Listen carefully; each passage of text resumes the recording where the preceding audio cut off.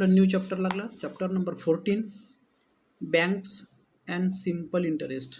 आता बँक म्हणजे माहितीच आहे तुम्हाला, त्याचा मराठी शब्द सांगायची काही आवश्यकता नाही. अँड सिम्पल इंटरेस्ट, सिम्पल म्हणजे या ठिकाणी साधन आहे, सरळ. आणि इंटरेस्ट INTEREST म्हणजे व्याज.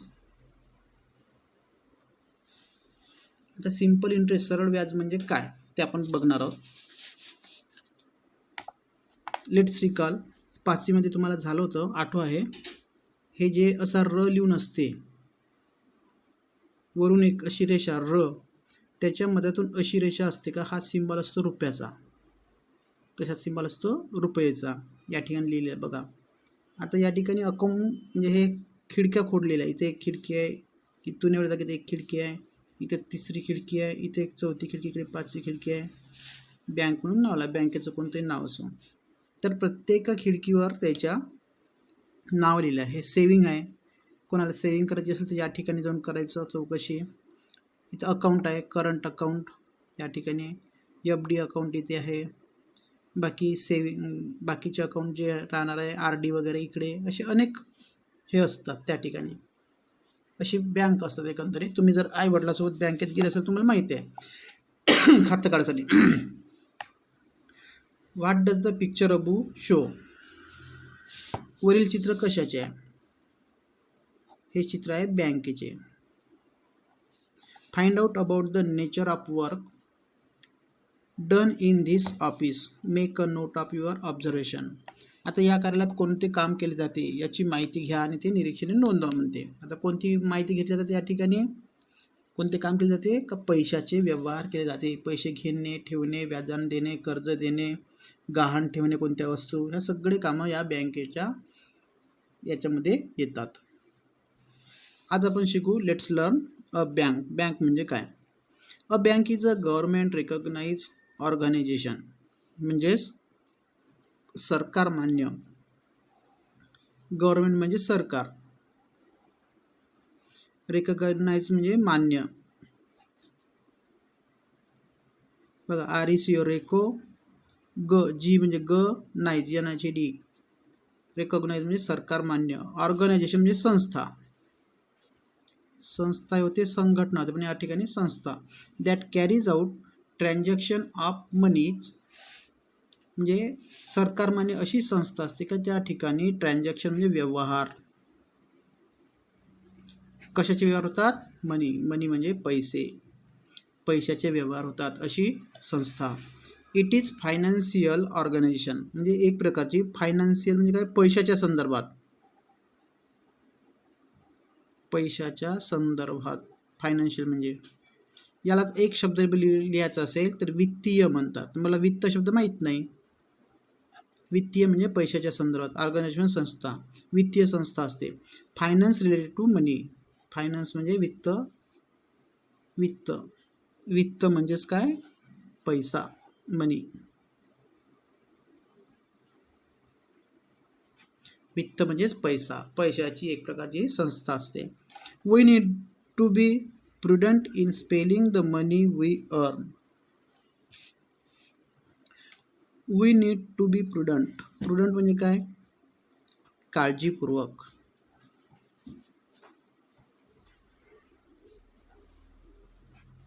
इन स्पेंडिंग, स्पेंडिंग म्हणजे घालवणे, खर्च करणे. हे शब्द लिहून घ्या तुम्ही मॅथच्या बुकामध्ये, स्वतःच्या पुस्तकात नका लिहू. द मनी वी अर्न म्हणजे आपले आईबाबा जे पैसे कमावतात ते पैसे आपण काळजीपूर्वक खर्च केले पाहिजे. We save money for use in the future, आणि जे पैसे कमावतो त्याच्यात ते काही पैसे आपण भविष्यासाठी बचत केले पाहिजे. सेव्ह म्हणजे बचत या ठिकाणी. On saving are mean to meet expense on education, building a house, medical treatment, on our occupation such as for using improved methods of agriculture etcetera. मग हे कमावलेले पैसे जे असते याचा वापर आपण कुठं कुठं करतो? एज्युकेशन शिक्षण, बिल्डिंग हाऊस घर बांधण्यासाठी वापरतो, मेडिकल ट्रीटमेंट म्हणजे वैद्यकीय खर्च आपला, त्यानंतर occupation such as using improved method of agriculture, शेती सुधारणा इत्यादी बाबतीत आपण या गोष्टी पैसे खर्च करत असतो. Small saving made regularly accumulate over a period to become a large amount and prove useful in the future. Accumulate म्हणजे साठवणे. स्मॉल सेविंग म्हणजे छोटी बचत, छोटी छोटी बचत.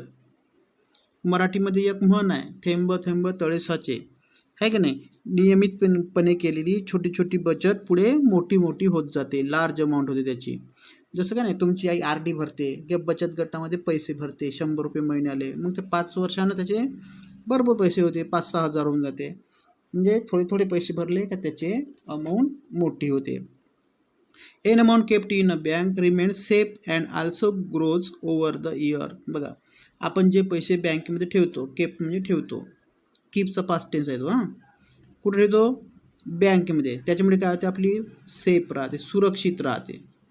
आपण बँकमध्ये पैसा कावर ठेवतो, घरीच काऊन नाही ठेवत? कारण बँकेमध्ये पैसा सुरक्षित राहते. अँड आल्सो ग्रो, आणि त्या पैशाची आपल्या वाढ होते. जर आपण 10,000 ठेवले, वर्षभरानं काढतो म्हटलं तर त्याचे 1,000 वाढते, म्हणजे 11,000 होते, त्याची वाढ होते. कुठं? बँकांमध्ये. म्हणून बँक हे आपल्याला अतिशय आवश्यक गोष्ट बनलेली आहे. पहिल्याच्याकडे सावकार होते, सावकार हे डुप्लिकेटपणा करत होते. आपल्या आजोबाचे आजोबा वगैरे वडील कोणी असेल, त्यांच्या नावावर जमीन असेल तर असे पैसे सावकाराकडून घेत होते, आणि त्यांना वाचता लिहिता न येत असल्यामुळं सावकार त्यांना मग 10,000 घेतले असेल तर 10च्या समोर 1-2 शून्य लावले का झालं, 1,10,00,000 त्याची रक्कम होऊन जाईल. मग त्यांच्या शेती गडप करून टाके. असं पहिलं सावकाराच्या ताब्यात असल्यामुळे सगळी संस्था अर्थशास्त्रीय ही खूप शोषण होत होतं. आणि पण जेव्हा भारत स्वतंत्र झाला तेव्हापासून भारतामध्ये रिझर्व्ह बँकेची स्थापना झाली 1935मध्ये बाबासाहेबाच्या धोरणामधून, आणि त्याच्यानंतर समोर बँका सुरू झाल्या, आणि बँकेमुळे आपण सुरक्षित झालो आर्थिकदृष्ट्या. फायनान्शियल ट्रान्झॅक्शन म्हणजे आपले पैशाचे व्यवहार जे आहे. वित्तीय शब्द होते या ठिकाणी, पुन्हा आर्थिक. अर्थ म्हणजे पैसे,